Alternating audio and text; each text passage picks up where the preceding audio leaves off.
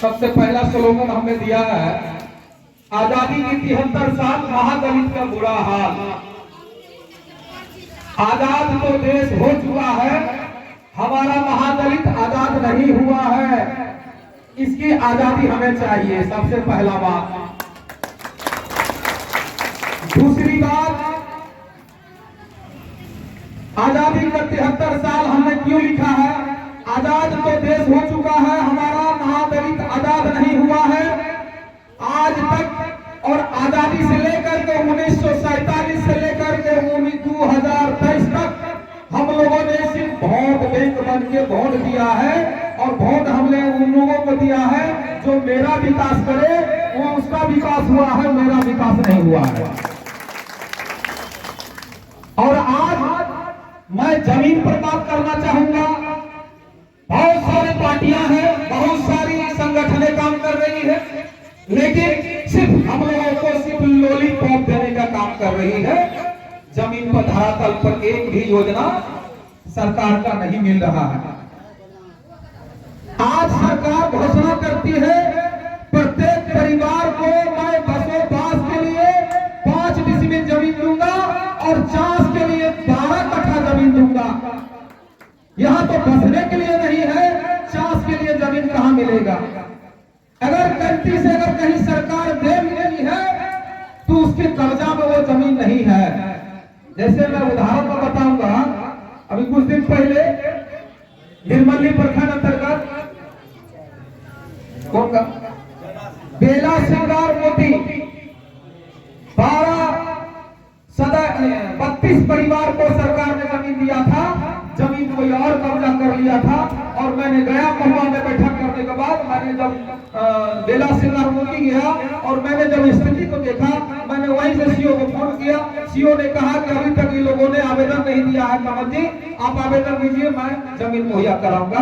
मैंने आवेदन दिया और टोटल 32 लोगों को जमीन कब्जा करवाया।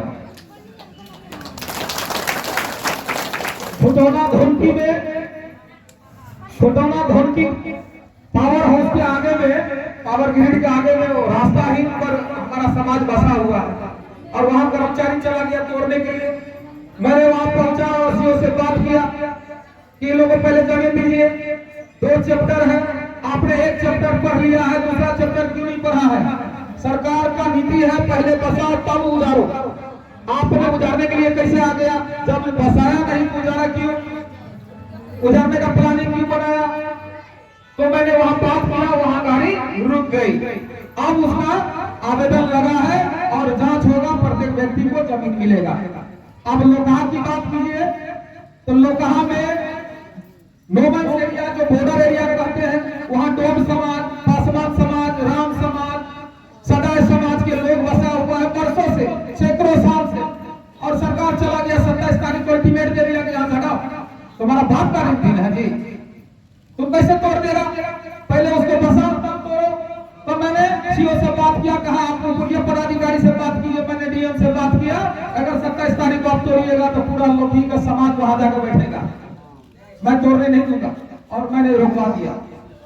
उसी प्रकार से पदाधिकारी हमसे नहीं डर रहा है, हमारा भीड़ से डर रहा है। अभी बहुत सारे साथियों ने बताया कि कमल कोसी को आप साथ दिखाते, हमको नेता नहीं बनना है, हम भविष्य में इलेक्शन भी नहीं लड़ेंगे, आप वादा करते हैं हमारे, इसलिए कि जो जो नेता बना हमारा समाज को छोड़ दिया, महादलितों को रोड को छोड़ देता। आज जब जिसको जिसको हमने चुन के विधानसभा लोकसभा भेजा है, आज तक उन्होंने इस गरीब के लिए आवाज उठाने के लिए तैयार नहीं है। आज देख लीजिए सरकार का नीति क्या है, सरकार का बहुत सारा एजेंडा है, सरकार का बहुत सारा नीति है, उसको क्या बोलते हैं, ऐसे लगभग दर्जनों योजना ऐसा है जो सक्रिय योजना है।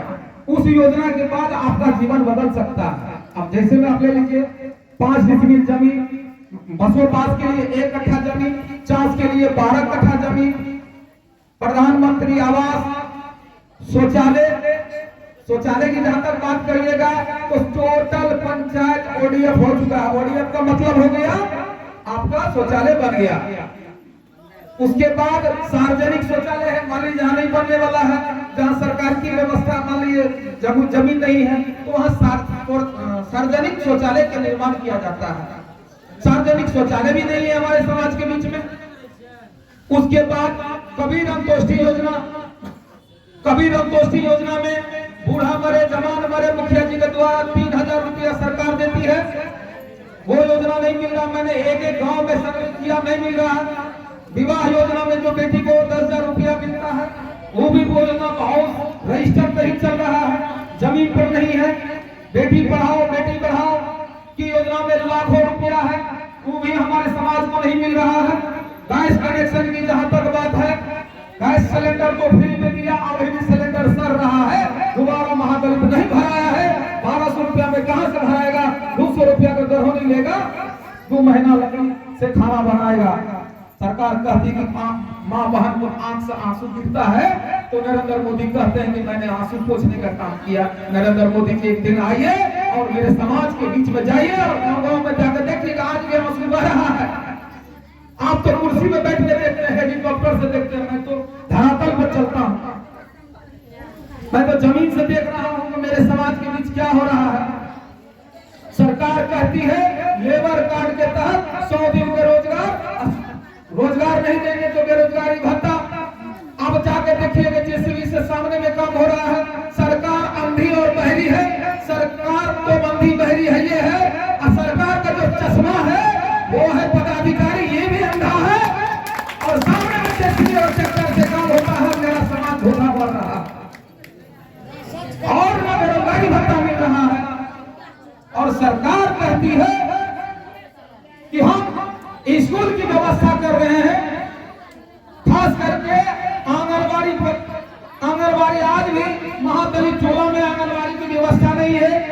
स्कूल है, खाना की व्यवस्था है, वर्दी की व्यवस्था है, किताब की व्यवस्था है, स्टेफन की व्यवस्था है, अच्छा शिक्षा पढ़ो तो आगे की भी व्यवस्था है। हमारा समाज जो करता पड़ा हुआ है, क्या बात है? या तो पदाधिकारी में कमी है, या तो मास्टर की कमी है, जो बच्चा पढ़ नहीं रहा है। क्या वजह है? यहाँ चरम सीमा पर भ्रष्टाचारी है, हर चौराहे, हर मोहल्ले में, हर पंचायत में भ्रष्टाचारी चरम सीमा पर है। इसका हमें सुधार करना है। सरकार कहती है कि प्रत्येक गरीब परिवार को आयुष्मान भारत कार्ड के तहत मैं प्रत्येक परिवार को 5 लाख रुपया तक का इलाज करेंगे। आज बताइए माता बहन जितना आए हुए हैं, एक भी आदमी जो इलाज कराया हो? ये सरकार रजिस्टर की सरकार है, धरातल की सरकार नहीं है, जिसका मैं निंदा करता हूं। सरकार कहती है कि एक योजना गरीब और दलित तक हम भेजेंगे, एक भी योजना गरीब और दलित तक नहीं पहुंच रहा है, जिसका मैं विरोध करता हूं। और इसी के लेकर के हम दलित तमाम महादलित परिवार से अनुरोध करता हूं कि सारे के सारे लोग जब तक इकट्ठा नहीं होइएगा, जब तक एक मानसिकता नहीं बनाइएगा, तब तक आपका विकास नहीं होने वाला है। उसका विकास होगा जिसको आप वोट देते हैं। ये लोकतंत्र है और लोकतंत्र में जनता सर्वोपरि है, जनता मालिक है।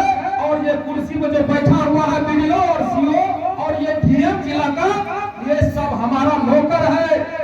मैं जूता पहनता हूँ तो सरकार को टैक्स देता हूँ, मैं जब कपड़ा पहनता हूँ तो सरकार को टैक्स देता हूँ, जब गाड़ी पर चढ़ता हूँ तो पेट्रोल देता हूँ, उसमें टैक्स जाता है। जब मैं ड्राइवरी लाइसेंस बनाता हूं तो सरकार को टैक्स देता हूं, जब होटल में खाना खाता हूं तो सरकार को टैक्स देता हूं, और उसी टैक्स के पैसा से सरकार चलती है और इसका वेतन आता है, और ये हमसे ठीक से बात नहीं करता। इसी के लिए हम लोगों ने इकट्ठा हुआ है, जिसका मैंने समीक्षा बैठक रखा। क्यों नहीं सुनेगा? सवाल है कि कमी हम में